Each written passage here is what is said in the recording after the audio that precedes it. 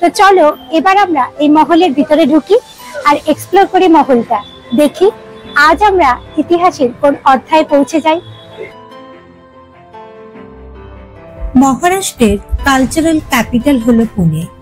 আর এই পুনে শহরের পরিচিতির অন্যতম একটি প্রধান কারণ হলো তার হিস্টোরিক্যাল হেরিটেজ প্লেসেস, যার মধ্যে আমরা খুঁজে পাই এই লাল মহল বা রেড প্যালেসের নাম। তো তাই আজ যখন আমি এই শহরটিকে এক্সপ্লোর করে চলেছি, তখন কি এই প্যালেসটিকে বাদ দিলে চলে? কি বলো তোমরা, তাই তো? তো চলো দেখে নাও আমার আজকের ব্লগটি, আর তোমরাও সাক্ষী থাকো মহারাষ্ট্রের সেই ইতিহাসে।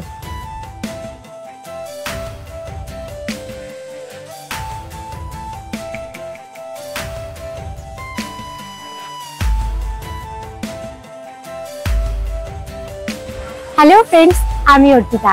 কেমন আছো তোমরা সবাই? আশা করছি তোমরা সবাই খুব ভালো আছো। আমিও খুব খুব খুব ভালো আছি। আজকে আমি তোমাদের এমন একটি জায়গার সন্ধান দেব যার সাথে ওতপ্রোতভাবে জড়িয়ে আছে শিবাজি মহারাজের জীবনের বেশ কিছু কাহিনী। জায়গাটি কোথায় জানো? জায়গাটি হলো এই পুনে শহরের লালমহল বা রেড প্যালেস। এটি পুনের সানিয়ারবাড়া এরিয়ায় অবস্থিত। তো চলো প্রথমে তোমাদের এই জায়গাটা পুরোটা ঘুরিয়ে দেখিয়ে দিই, তারপর ইন ডিটেলস এই জায়গাটা সম্পর্কে তোমাদের সাথে আলোচনা করব। মহারাষ্ট্র বলতে প্রথমেই যার কথা মনে পড়ে তিনি হলেন ছত্রপতি শিবাজি মহারাজ। মনে পড়ে তার বীর বিক্রমের কথা, যেভাবে তিনি তার সাম্রাজ্য স্থাপন করেছিলেন। শুধু তাই নয়, বহিঃশত্রুর আক্রমণ থেকে ক্রমাগত তার সাম্রাজ্যকে রক্ষা করে সাম্রাজ্য বিস্তার করে চলেছিলেন, তা সত্যি অনুপ্রেরণা যোগায়। তো আজ তাই সেই মহান যোদ্ধার চাইল্ডহুড প্যালেসে এসে গর্ববোধ করি।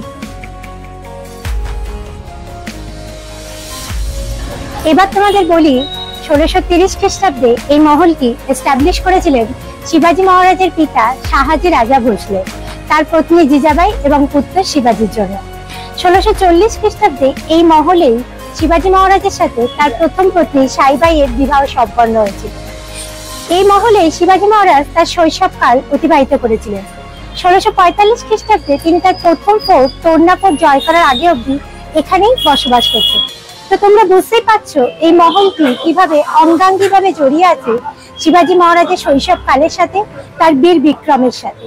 তো চলো এবার আমরা এই মহলের ভিতরে ঢুকি আর এক্সপ্লোর করি মহলটা। দেখি আজ আমরা ইতিহাসের কোন অধ্যায়ে পৌঁছে যাই।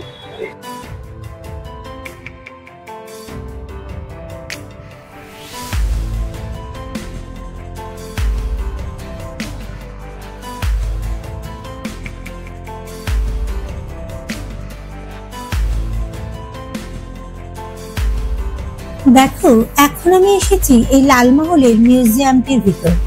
ভীষণ সুন্দর জায়গাটি, খুবই ওয়েল মেনটেন।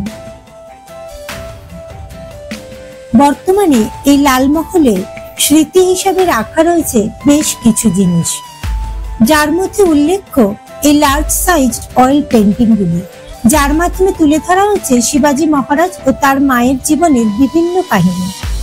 সামনেই তোমরা দেখতে পাচ্ছ শিবাজি মহারাজের মাতা জিজাবাইয়ের মূর্তি।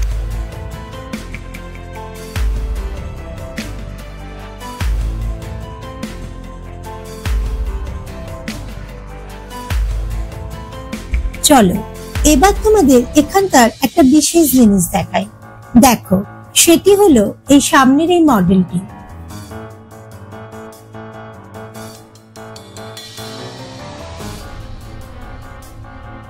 এখানে দেখানো হচ্ছে যে শিবাজি মহারাজ তার মাতা জিজাবাইয়ের সাথে সোনার লাঙল দিয়ে সোনার ফসল ফলাচ্ছেন।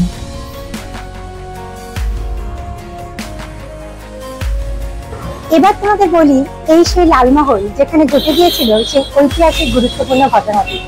ঘটনাটা কি জানো? চলো তোমাদের ছোট্ট করে ইতিহাসটা একটু জানিয়ে রাখি। এই লালমহলে শিবাজি মহারাজের সাথে শায়েস্তা খাঁর যুদ্ধ হয়েছিল। শায়েস্তা খাঁ ছিলেন মুঘল সম্রাট ঔরঙ্গজেবের একজন বিশ্বস্ত লোক। তিনি ছিলেন সম্পর্কে তার মামা। ঔরঙ্গজেব সিংহাসন আরোহণের পরে শায়েস্তা খাঁকে দাক্ষিণাত্যে পাঠিয়েছিলেন শিবাজিকে দমন করার জন্য।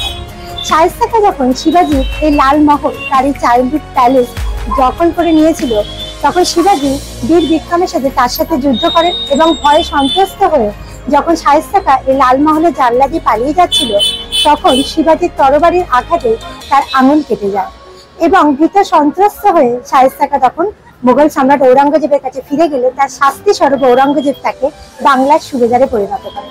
তো বুঝতেই পারছো ইতিহাসের একটা বিরাট অংশ এই লালমহলের সঙ্গে যুক্ত। আর তোমাদের বলি, এখন যে লালমহলটা তোমরা দেখছো এটা কিন্তু অরিজিনাল লালমহল নয়। পরবর্তীকালে 1984 থেকে 1988 এই সময়ের মধ্যে পুনে মিউনিসিপাল কর্পোরেশন লালমহলের এই যে এখনকার বর্তমান এই যে বিল্ডিংটা এরা স্থাপন করেছিল। তো তোমাদের পুরোটাই লালমহলটা ঘুরিয়ে দেখিয়ে দিলাম। আশা করছি তোমাদের আজকের ভিডিওটা ভালো লেগেছে। যদি ভালো লাগে অবশ্যই তোমরা আমাকে কমেন্টে তোমাদের মতামত দিও। তোমাদের মতামত আমার জন্য ভীষণভাবে গুরুত্বপূর্ণ।